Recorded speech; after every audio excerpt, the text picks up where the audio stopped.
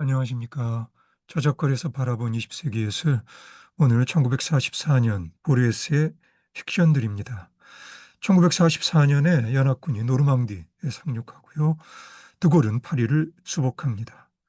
베트남에선 호치민이 프랑스로부터 독립을 선포하죠. 1943년, 44년 미국의 루이스 몬포드는 인간의 조건이라는 책을 출간합니다. 몬포드는 물질과 정신의 선순환적 관계에 관심이 많았는데 생태윤리, 환경윤리와 함께 기술윤리까지 내포한 넓은 의미의 유기체적 인본주의자라 말할 수 있습니다. 우주 내의 모든 존재들이 상호 유기적으로 연결되어 상호 보완적이면서 좀 더 나은 미래를 향해 생산적으로 작용하기 위해 필요한 인간의 역할을 모색했죠. 결국 인간의 신체와 두뇌는 인간이 의지할 수 있는 직접적이고 가장 중요한 도구라고 몬포드는 생각했어요. 몬포드는 1970년에 출간된 책 기계의 신화에서 이러한 사유를 20세기도 중간점을 넘어선 인간의 역사 전반으로 확대하면서 인간을 오로지 기계의 부속품으로 간주하는 메가모신적 경향으로부터 생명공학적 경향으로 관점의 이동은 필연적인 귀결임을 강조합니다. 앞에서도 언급한 영국의 철학자 화이트헤드는 1927년에 출판된 책 과정과 실제에서 세계를 고정된 실체의 집합으로 보지 않고 끊임없이 변화하고 상호작용하는 과정과 관계로 파악하는 과정 철학을 전개하죠. 인간과 우주를 유기적으로 연계되어 과정 중에 있는 통일체로 탐구하려는 그의 철학을 유기체 철학이라고도 합니다. 그러니까 인간의 감각도 기계처럼 수동적인 것이 아니라 그 자체로 능동적이라는 것인데요. 우주에 편지하는 물질과 정신이 주어진 조건에 따른 작용이 있긴 하지만 이 조건이 항상 수동성을 의미할 필요는 없을 것이고요. 보통 신비나 기적이라 불리는 초월적 현상은 이러한 주어진 조건을 넘어설 수 있는 가능성을 담보합니다. 신비주의적 초월이 아니더라도 가령 예술의 경우 인간에게 주어진 지각 조건이라는 경계에서 조건이라는 결함이나 제약을 능동적인 상상력의 힘으로 넘어서서 새롭고 진취적인 경매 지평을 확대하는 작용을 가능하게 하는 놀이터로서 역할을 담당할 수 있죠. 가령 네덜란드의 MC 애셔는 인간에게 주어진 지각 조건의 경계에서 변죽을 울리는 그림들의 특별한 장기를 가진 화가입니다. 그의 1922년 작품 8개의 두상은 앞에서도 언급했던 게슈탈트 심리학의 형상과 배경의 법칙이라는 조건을 예술적 효과의 바탕으로 한 작업입니다. 1958년 작품 벨베데레 궁은 소위 불가능한 그림의 한 전형으로 자리매김될 만한 작업이고요.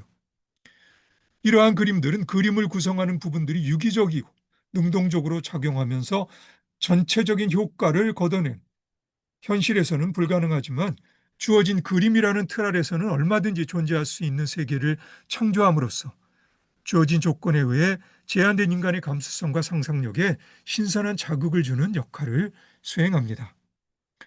이런 맥락에서 화이트헤드는 사건들이라는 복수형의 개념을 들고 나오죠.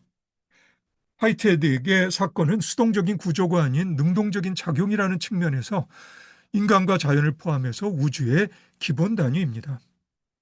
뿐만 아니라 실제는 사건들이 서로 상호작용하는 가운데 드러나기 때문에 사건은 반드시 복수형 사건들로 쓰여져야 한다는 게 화이트헤드의 생각이고요. 멈퍼드나 화이트헤드가 방점을 찍는 물질과 정신의 유기체적 관계에 대한 관심이라는 점에서 아르헨티나의 작가 보르헤 루이스 보르헤스에는 상당히 흥미로운 작품 세계를 갖고 있습니다.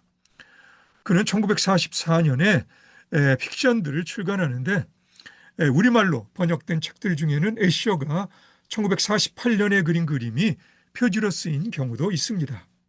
그러면 애셔의 그림들을 잠깐 볼까요? 이 그림이 8개의 두상들인데요. 여기 하나, 둘, 그리고 셋, 넷, 다섯, 여섯, 일곱, 여덟. 예, 보이시죠? 그리고 이 그림이 벨베데레 궁인데요. 자, 이 기둥은 불가능한 지금 구조죠. 예, 그렇습니다. 아, 그리고 이 그림이 픽션들의 우리말 번역판의 표지입니다. 자, 내 생각에 보레스의 일차적 관심은 인간의 정신이 우주의 조건지어진 구조의 경계를 넘나들며 벌어지는 사건들을 소설이라는 형식 속에서 그물화하는 작업으로 자신의 독특한 시공성의 세계를 창조함입니다. 그가 창조하는 세계에는 기존의 SF, 판타지, 추리나 모험 같은 일련의 장르적 세계들이 뒤섞여 있으며 기존의 어떤 텍스트라도 그물처럼 얽혀 들어오는 상호 텍스트성으로 특징 지어집니다. 그러면서도 보레스의 고유한 세계관이 작품 전체에 스며들어 내 느낌으로는 비록 저작거리 보통 사람의 수준에서는 얼마가 난해한 측면이 없진 않지만 어느 정도 신비주의적이며 초월적인 경향성도 자리 잡고 있다고 말할 수 있습니다. 적당한 선에서 보레스 특유의 성향을 볼 수 있는 그가 1940년에 발표한 소설 틀렌 우쿠발 오르비스 테르티우스 시작 부분의 한 문장을 인용합니다. 그날 밤 나는 비오이 카사레스와 같이 식사를 하면서 화자가 사실을 생략하거나 왜곡시키는 바람에 결과적으로 극소수의 독자만이 잔인하거나 혹은 평범한 현실을 발견하게 되는 모순에 빠지게 될 1인칭 소설을 어떻게 쓸 것인가를 놓고 밤늦게까지 오랫동안 논쟁했다. 이러한 문제에는 넓은 의미에서 윤리적 측면이 개입되어 있는데 보레스는 유력한 노벨문학상 후보로 여러 번 거론되었지만 결국 받지 못하거든요. 보레스가 정치적으로 칠레 피노제트 독재 정권에 우호적이어서 그랬다는 설도 있지만 보레스의 작품들 속에는 묘하게 전해지는 그렇다고 생태주의자나 환경주의자와도 구별되는 보편적 인간성에 대한 불가지론자 특유의 회의적인 시선 때문일 수도 있겠다는 생각도 나에게는 듭니다.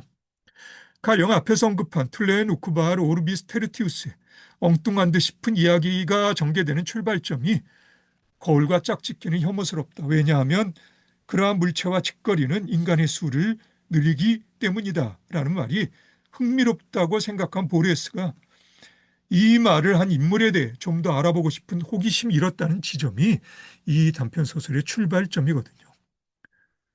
물론 보레스가 1941년에 출간한 단편집 제목이기도 한 끝없이 두 갈래로 갈라지는 길들이 있는 정원의 경우 평행 시간 차원이란 비선현적 시간관의 바탕을 둔 초월적인 시공성의 세계를 설득력 있는 하이퍼텍스트의 선구적인 시도로 탈바꿈시키면서 누가 알려 나의 헤아릴 수 없는 참회와 심장의 아픔을 이란 윤리적인 문장으로 마무리하긴 하지만 그래도 나에게 보리에스의 일차적인 관심은 한 방울의 아이러니라는 향료를 뿌린 추리물의 일반적인 반전의 효과였음은 분명해 보이거든요. 그의 만년 작품으로 1975년 단편집 모래의 책에 수록된 뇌물에도요. 윤리를 사유화하는 보편적 인간성에 대한 까칠한 그의 유머가 어쩌면 자기 자신을 향할 수도 있는 냉혹한 표정으로 드러나기도 합니다.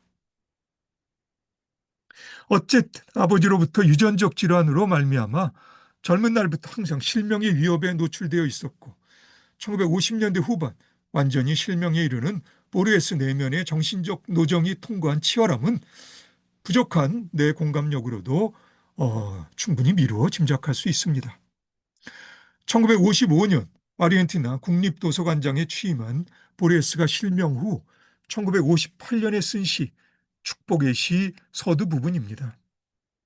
신은 나에게 한 번의 손짓으로 책과 어둠을 동시에 주셨네.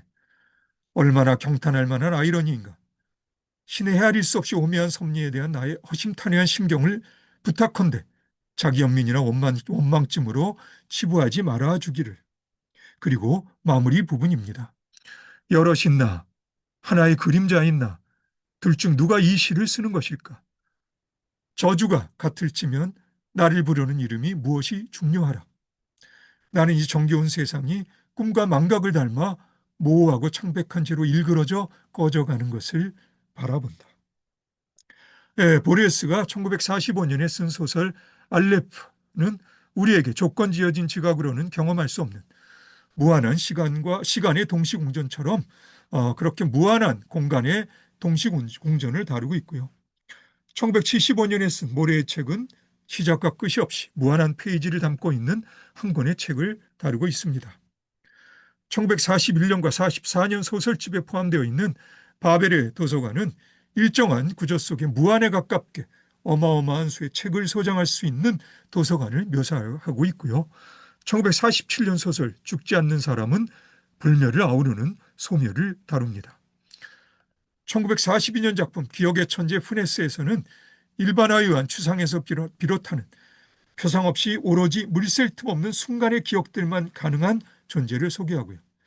1943년 작품 비밀의 기적은 찰나의 시간 속에 1년의 주관적 시간이 흐르는 초월적 현상을 다루죠. 앞에서 보레스의 1차적 관심은 인간의 정신이 우주의 조건지어진 구조의 경계를 넘나들며 벌어지는 사건들을 소설이라는 형식 속에서 그물화하는 작업으로 자신의 독특한 시공성의 세계를 창조하는 것이라고 서두를 잡았는데, 이제 그것을 다시 정리하면 다음과 같습니다. 저작거리 보통 사람들 내면의 소란스러움과 본 다음에 가려진 현실 넘어 우주와 생명의 실상이라는 출발점에서 1. 시작도 없고 끝도 없는 시간의 조건. 2. 중심도 없고 주변도 없는 공간의 조건. 3. 항상도 없고 무상도 없는 존재의 조건. 4. 나도 없고 너도 없는 무아의 조건. 5. 이것이 있으면 저것이 있는 인과의 조건. 6. 본질과 현상의 비가역적 조건. 7. 삼라만상이 둘이 아니라는 관계의 조건. 이런 조건들을 염두에 두고 보레스가 소설이나 형식 속에서 놀이하듯 그물한 작업을 요약하면 1. 동시곤정의 무한시간성. 2. 동시곤정의 무한공간성. 3. 무한반복과 순환의 영겁회기성. 4. 조화와 혼돈 사이의 무한증식적 불확실성. 5. 구조와 발현의 예측 불가함성. 6. 논리와 궤변의 불확정성. 7. 현실과 꿈의 경계가 사라지는 정체불명성. 8. 인터 멀티 하이퍼 사이버의 무한한 차용과 변용의 이미 중첩성. 콜롬비아 소설가 가브리엘 마르케스의 1992년 단편집 순례자들의 12편 이야기 중에 나는 꿈을 팔아 산다라는 단편 소설에 칠레 시인 네루다가 낮잠에서 깨어나 꿈에서 자신의 꿈을 꾸는 여자를 보았다고 마르케스에게 말하자 마르케스는 그건 이미 보레스가 쓴 이야기라고 설명하고요. 아직 쓰지 않았더라도 언젠가 쓸 거라고 말하는 장면이 있습니다. 네루다, 마르케스는 모두 노벨문학상을 받은 작가들인데 마르케스가 노벨문학상을 받지 못하고 세상을 떠난 선배 작가 보레스에게 스치듯 바치는 존경의 여민 듯 보이는 부분이라는 생각이 나에게 문득 듭니다. 마무리하자면 구조적으로 완벽함이란 표상을 띄울 수는 없지만 어쨌든 완벽함이라는 개념은 가능한 인간의 열려있는 가치지향의 정신은 보레스로 하여금 죽음을 소멸의 희망으로 차원 이동하게 하였을지도 모릅니다. 이런 맥락에서 영국의 철학자 프란시스 베이컨을 인용한 죽지 않는 사람의 서문은 의미 있습니다. 솔로몬은 땅 위에 새로운 것은 없다라고 말한다. 그래서 플라톤이 상상했던 것처럼 모든 지식은 단지 회상에 불과했다라고 말할 수 있다. 그래서 솔로몬은 모든 새로운 것은 망각일 뿐이다라는 금언을 남긴다. 이처럼 서로 다른 개성 있는 정신과 지혜를 자신의 내면의 일체지로서 품으려면 가능한 한 주저없이 자신의 개성을 비워내야 할 것이겠고요. 보레스가 얼마나 충만하게 자신의 개성을 비워냈는지 저작거리 보통 사람으로서 나는 가늠할 수 없음을 고백해야 할 듯 싶습니다. 그럼 이렇게 오늘 이야기 마무리하고요. 우리 그럼 다음에 다시 만나서 1945년 편으로 넘어갑시다. 오늘도 수고 많으셨고요. 다음에 다시 봅시다.